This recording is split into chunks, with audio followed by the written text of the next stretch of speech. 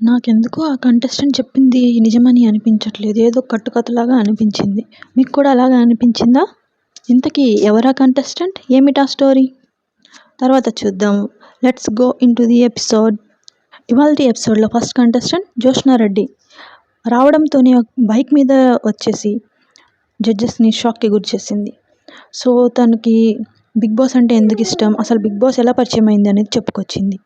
ఇంట్లో mummy, brother, daddy అలాగే డ్యాడీకి 'బిగ్ బాస్' అంటే చాలా ఇష్టం. ఎప్పుడు 'బిగ్ బాస్' చూస్తూనే ఉండేవాడు. ఆయన వల్లే నాకు ఇంట్రెస్ట్ పుట్టింది అని చెప్పుకొచ్చింది.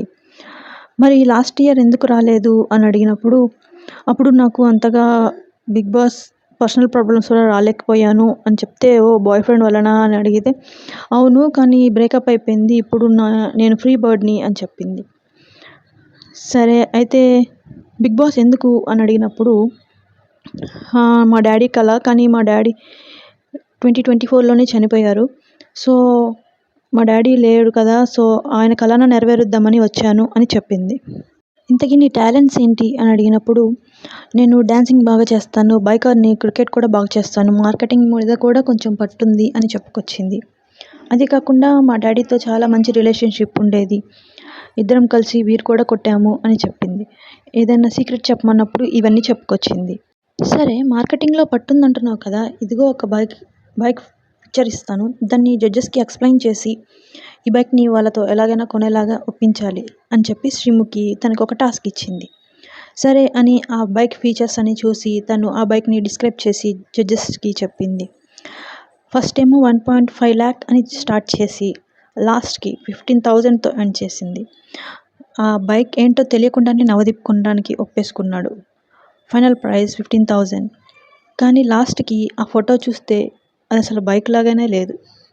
సో, తను జడ్జెస్‌ని ఈ విధంగా ఒప్పించిందని చెప్పాలి.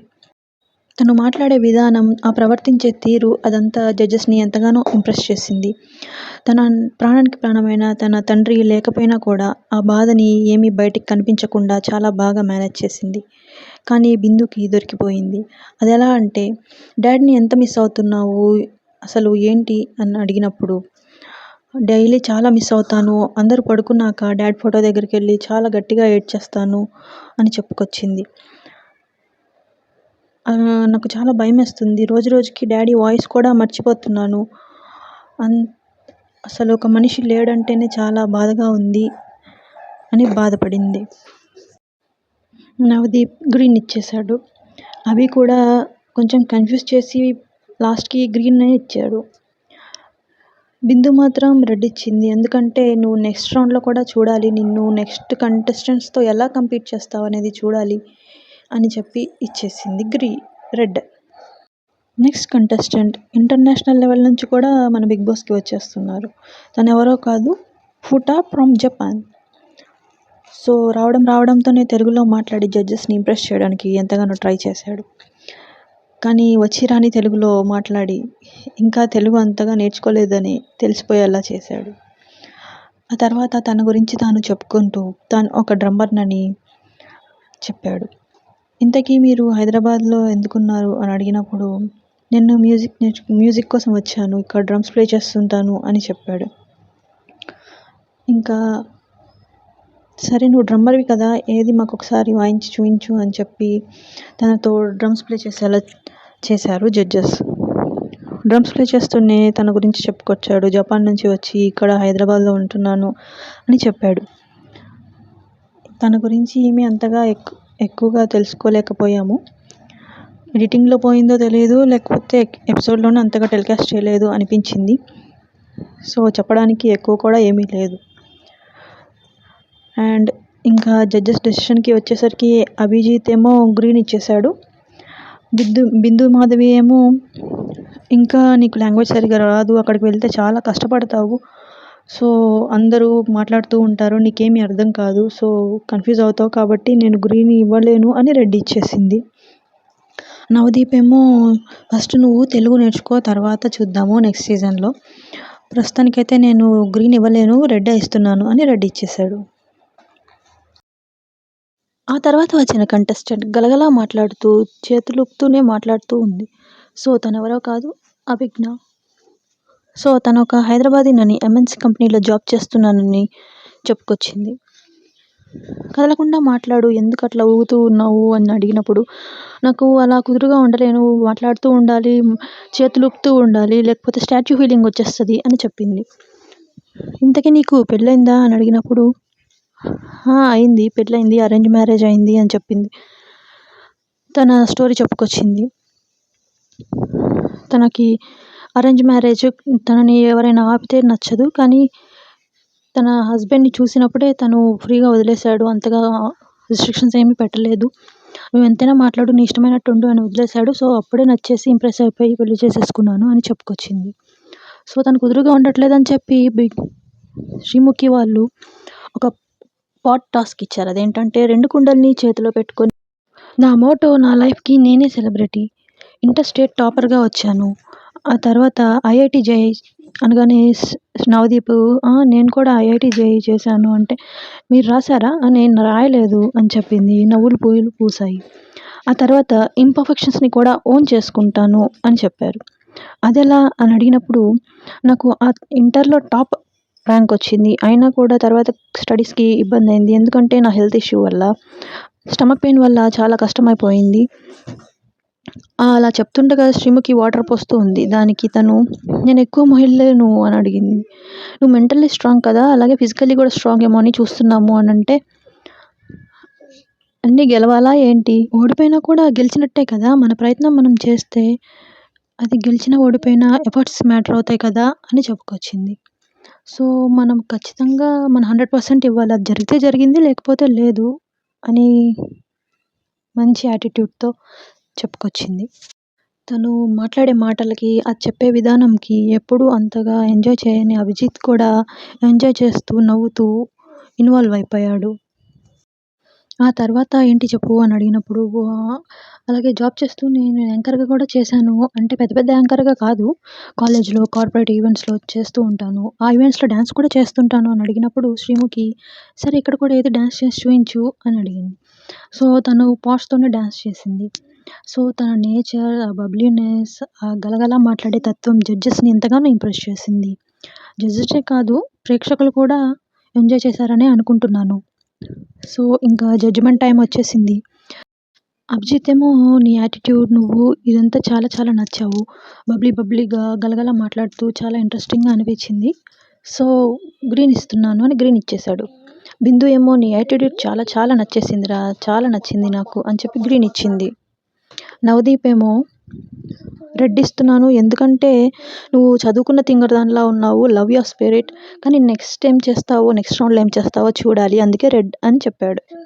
ఆ తర్వాత వచ్చిన 5 కంటెస్టెంట్ కూడా జడ్జెస్ని ఏమీ అంత ఇంప్రెస్ చేయలేకపోయారు. సో అందరికీ రెడ్ ఇచ్చేశారు. ఆ తర్వాత వచ్చిన కంటెస్టెంట్ హేమంత్. రావడంతోనే రోజ్ ఫ్లవర్స్ తీసుకొచ్చి జడ్జెస్ని కొంచెం ఇంప్రెస్ చేయడానికి ట్రై చేశాడు. బిందుకి రోజ్ ఫ్లవర్ ఇచ్చినట్టే ఇచ్చి, ఇవ్వకుండా మళ్ళీ నవదీప్కి, ఆ తర్వాత అభిజిత్కి ఇచ్చి కొంచెం అక్కడ ప్లేఫుల్గా ప్రవర్తించాడు. ఆ తర్వాత మళ్ళీ స్టేజ్కి వెళ్ళి, ఇంత మంచిగా డ్యాన్స్ చేసి వచ్చాను, అయినా కూడా మీరు ఇంప్రెస్ అవ్వలేదా అన్నప్పుడు శ్రీముఖి, ఏది ఇదా నీ డ్యాన్సు, ఇంతేనా నీ డ్యాన్సు అన్నప్పుడు, లేదు ఇంకా బాగా వేస్తాను, మళ్ళీ పాట పెట్టండి ఒకసారి అని చెప్పి చాలా జోష్ఫుల్గా డ్యాన్స్ వేశాడు. సో ఆ జోష్ఫుల్గా డ్యాన్స్ వేసి అలసిపోయి ఇంకా కింద కూర్చున్నాడు. కింద కూర్చున్నప్పుడు శ్రీముఖి, ఇంతేనా నీ డ్యాన్స్, కొంచెం డ్యాన్స్కి అలసిపోయావా అన్నప్పుడు, అది కాదు మ్యామ్, పొద్దున్న నుంచి చాలా అలసిపోయాను, మెంటల్ స్ట్రెస్ చాలా ఎక్కువ ఉండింది ఇక్కడంతా, మార్నింగ్ నుంచి చాలా స్ట్రెస్గా ఫీల్ అయ్యాను అంటే, ఏమైంది అని అడిగినప్పుడు, ఇక్కడున్న గర్ల్స్ ఒక్కొక్కరు ఉన్నట్టు ఉన్నారు, ఒక అమ్మాయి ఏమో నీకు ఎలాంటి గర్ల్ ఇష్టం అని అడిగితే, నాకు పొసెసివ్ అంటే డామినేషన్ చేసే అమ్మాయిలంటే ఇష్టం అని చెప్పాను. దానికి నవదీప్, తమ్ముడు నువ్వు 20 ఇయర్సే కాబట్టి నీకు అలాగే ఉంటుందిరా అన్నాడు. అప్పుడు బిందు, సరే ఇంట్లో ఎవరి డామినేషన్ అని అడిగినప్పుడు, అంత పాత జనరేషన్ కదా మ్యామ్, మా డాడీదే ఎంత డామినేషన్ ఉంటుంది, మమ్మీ ఏమంతగా ఎక్కువగా మాట్లాడదు అని చెప్పాడు. దానికి శ్రీముఖి, అదేంటి ఎందుకు అలా అన్నప్పుడు, డాడీ అంతగా ప్రేమగా ఉండడు, సో మాకు ఏమంత ఇంట్రెస్ట్ అనిపించదు అని చెప్పాడు. దానికి శ్రీముఖి ఏమో, సరే ఇప్పుడు డాడీకి చెప్పు, కమ్యూనికేట్ చెయ్యి, అలా వదిలేస్తే ఎలా అని చెప్పింది. మ్యామ్ నెంబర్ కూడా లేదు, మా డాడీది నా దగ్గర ఉండదు, నా నెంబర్ తన దగ్గర కూడా ఉండదు, డాడీతో మాట్లాడంటేనే ఏదో అన్‌కంఫర్టబుల్ ఫీల్ వస్తది అని చెప్పాడు. అభిజిత్ ఏమో ఎందుకలా? ఏదైనా రీజన్ ఉందా? ఎందుకు అలా మాట్లాడుకోకుండా ఎప్పటినుంచి ఇది అని అడిగినప్పుడు, నేను ఇంటర్‌లో ఉన్నప్పుడు మా డాడీ బ్రైబ్ తీసుకుంటూ దొరికిపోయాడు. అంటే అది తను కావాలని తీసుకున్నది కాదు. ఇరికించారు. It's a trap. సో, దానివల్ల జైలుకెళ్ళి బెయిల్ మీద ఇంటికొచ్చాడు. అప్పటినుంచి మెంటల్ వీక్‌నెస్ అయిపోయాడు. చాలా డిప్రెషన్‌కి గురయ్యాడు. 3 ఇయర్స్ తర్వాత డ్యూటీ రిటర్న్ వచ్చింది. కానీ తన డిప్రెషన్ మాత్రం తగ్గలేదు. ఒకరోజు ఇంట్లోంచి ఎక్కడికో పారిపోయాడు. సో, మా డాడీని వెతకడం కోసం వెళ్ళిన నేను అక్కడ డాడీని చూసి చెంప మీద కొట్టేశాను. సో, అప్పటినుంచి కమ్యూనికేషన్ గ్యాప్ అనేది చాలా పెరిగిపోయింది అని చెప్పాడు. He he is fine now. కానీ అప్పటినుంచి మేము మాట్లాడుకోవట్లేదు. ఎందుకు అనంటే తను నేనిలా పిచ్చోడిని అవ్వడానికి కారణం మీరే అని మమ్మల్ని బ్లేమ్ చేస్తున్నాడు. సో, అందుకని మాకు డాడీ అంటే అంతగా నచ్చదు అని చెప్పాడు. ఇంకా జ్యూరీ అందరూ కలిసి వాళ్ళ మమ్మీకి కాల్ చేసి తనతో మాట్లాడించడానికి ట్రై చేశారు వాళ్ళ డాడీ తోటి. సో, ఇద్దరూ మాట్లాడుకున్నారు కొంచెం సేపు. నేనెలాంటి కొడుకుని చెప్పు అని అడిగినప్పుడు, నువ్వు మంచి కొడుకువే, మంచి మార్గంలోనే ఉన్నావు అది ఇది అని చెప్పాడు. తిను కూడా మరి ఇంట్లో ఎందుకు మాట్లాడవు అది ఇది అంటే, వాళ్ళ కాన్వర్జేషన్ అంతా కూడా అంత రియలిస్టిక్‌గా ఏమీ అనిపించలేదు. ఈ స్టోరీ అంతా కూడా ఏదో తను కావాలని చెప్పినట్టు అనిపించింది. సో, జడ్జెస్‌కి ఏమనిపించిందో ఏమో మరి. వాళ్ళు ఇంప్రెస్ అయ్యారో లేదో చూద్దాం. ఇంకా జడ్జిమెంట్ టైమ్ వచ్చేసరికి అభిజిత్ ఏది ఏమైనా కూడా హోల్డ్ యువర్ ఫ్యామిలీ క్లోజ్ అని చెప్పి తనకి సరే నీకు ఇది కరెక్ట్ ప్లేస్ కాదు. నువ్వు ఫస్ట్ ఇంట్లో కరెక్ట్ చేసుకో తర్వాత వద్దు అని రెడ్ ఇచ్చాడు.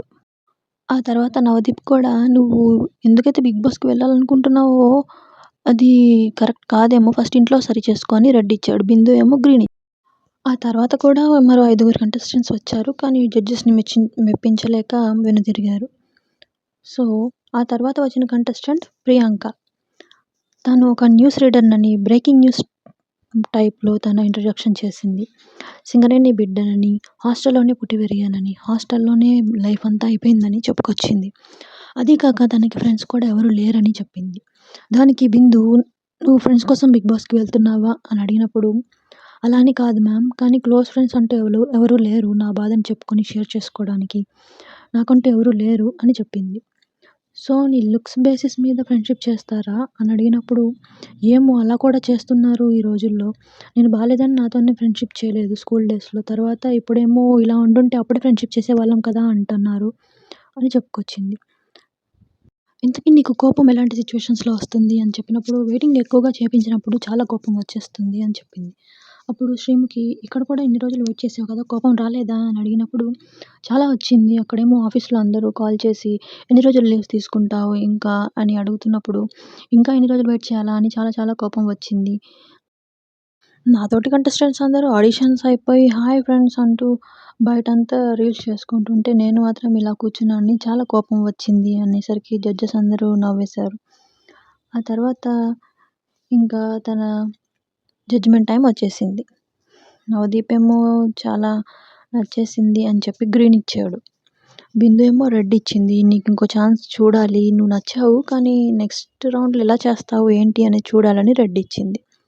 సరే అభిజిత్ ఏమిస్తాడో న్యూస్ రీడర్ స్టైల్‌లో ఇంప్రెస్ చేయడానికి ట్రై చెయ్యి అని శ్రీముఖి చెప్పినప్పుడు, అభిజిత్‌ని బాగానే ఇంప్రెస్ చేయడానికి ట్రై చేసింది.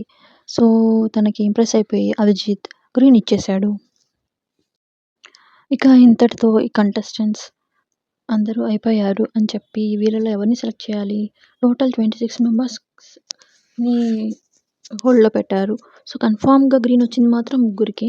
సో, ఈ హోల్డ్‌లో పెట్టిన 26 మెంబర్స్‌లోంచి కొంతమందిని తీసేసి టాప్ 15కి కొంతమందిని సెలెక్ట్ చేయాలి కాబట్టి వాళ్ళలో వాళ్ళు డిస్కస్ చేసుకొని చాలాసేపు ఒకళ్ళ మీద ఒకళ్ళు వాదించుకొని ఆ తర్వాత కొంతమందిని తీసేశారు.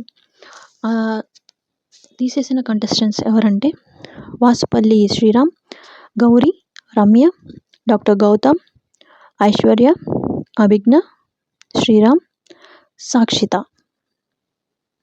ఆ 9 మందిని తీసేసిన తర్వాత కూడా ఇంకా టాప్ 15 కాదు కాబట్టి ఇంకా రేపు వేరే ఏదైనా ఇంకో టాస్క్ పెట్టి వీళ్ళలో టాప్ 15 సెలెక్ట్ చేస్తారేమో చూడాలి. లాస్ట్‌గా నవదీప్ మీరు బెస్ట్ ఆఫ్ ది బెస్టెస్ట్‌ని పంపాలి కాబట్టి సో, మీరు ఎలిజిబుల్ కాదు అని చెప్పాడు. నెక్స్ట్ కంటెస్టెంట్స్‌కి టిప్స్ లాగా ఏమన్నా చెప్పడానికి డోంట్ క్యాల్కులేట్‌గా ఉండకండి అనే టిప్ ఒకటిచ్చాడు నవదీప్. ఆ తర్వాత బిందు మాధవి డోంట్ ప్రిపేర్డ్‌గా ఉండకండి. ముందే అన్నీ మాట్లాడుకొని రావద్దు. ఇక్కడికొచ్చాక ఇంప్రూవైజ్ చేసుకోండి అని చెప్పింది. ఆ తర్వాత అభిజిత్ మీ తప్పు లేనప్పుడు తప్పు ఒప్పుకోకండి. ఏదున్నా డేరింగ్‌గా ఫేస్ చేయండి. ఛాలెంజింగ్‌గా తీసుకోండి అని చెప్పాడు. లాస్ట్‌గా శ్రీముఖి మీలలో ఎవరు టాప్ 15కి వెళ్తారు? డేర్ ఆర్ డై టాస్క్‌ని ఎవరు ఆడతారో రేపటి ఎపిసోడ్‌లో చూద్దాం అంటూ ఎండ్ చేసింది. టాప్ 15లో ఎవరుంటారని అనుకుంటున్నారు? ఎవరో గెస్ చేయండి. మీ గెస్ కరెక్టో కాదో మన ఛానల్‌లో చూసేయండి. ఈ ఎపిసోడ్ నచ్చితే ఖచ్చితంగా లైక్, షేర్, సబ్స్క్రైబ్.